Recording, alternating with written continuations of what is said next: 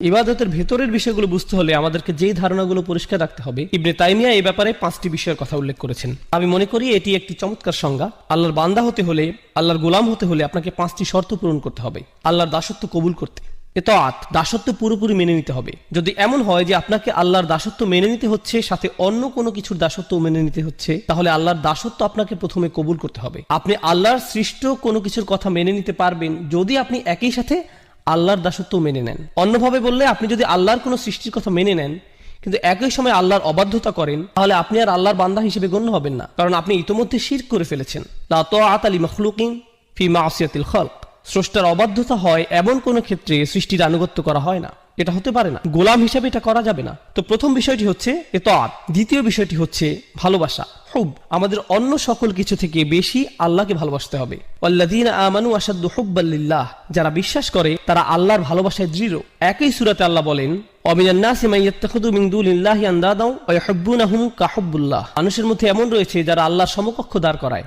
তারা তাদের এমনভাবে ভালোবাসে যেভাবে আল্লাহকে ভালোবাসে, কিন্তু যারা বিশ্বাস করে তারা আল্লাহর ভালোবাসায় দৃঢ় থাকে। অন্যভাবে বললে, আমাদের ভালোবাসা আছে আমাদের পিতামাতার প্রতি, ভাই বন্ধু, সন্তান সন্ততি, জীবনসঙ্গী, ধন সম্পদ ইত্যাদি সকল কিছুর প্রতি, কিন্তু এগুলো কোনোটাই আল্লাহর ভালোবাসার ঊর্ধ্বে নয়। সকল ভালোবাসাই থাকে আল্লাহর প্রতি ভালোবাসার অধীন।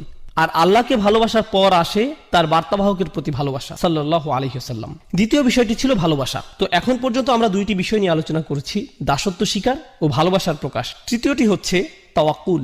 সৃষ্টিকর্তার উপর আমাদের ভরসা রাখতে হবে। নিজেকে যখন আমি তার দাস হিসেবে স্বীকার করে নিয়েছি এবং তাকে যখন স্রষ্টা হিসেবে কবুল করে নিয়েছি, তখন তিনি যাই আদেশ নির্দেশ আমার প্রতি করুক না কেন, ভরসা রাখতে হবে যে সে সকলগুলো অবশ্যই আমার জন্য উত্তম।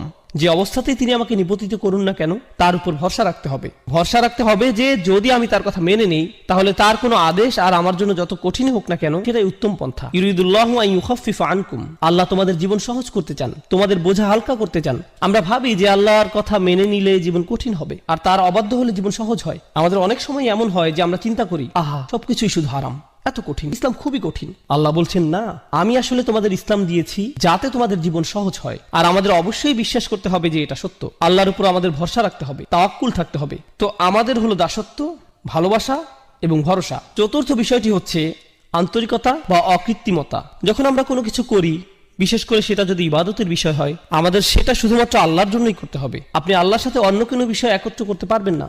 যেমন ধরুন, আপনি মসজিদে দান করবেন, যদি সাথে এমন চিন্তাও রাখেন যে একটু নামও হবে আর হ্যাঁ দানও হবে, এভাবে নিয়ত মিশ্রণ ঘটাতে পারবেন না। সেটা আলাদা যে দান করলে হয়তো আপনার কিছুটা নামও হবে, কিন্তু মনে যদি আগে থেকে খ্যাতির লোভ থাকে, তাহলে আপনার দান বৃথা। আপনার লক্ষ্য শুধুমাত্র আল্লাহর জন্য হতে হবে। আল্লাহ তার জন্য করা নিয়তে অন্য কারো অংশগ্রহণ করা পছন্দ করেন না।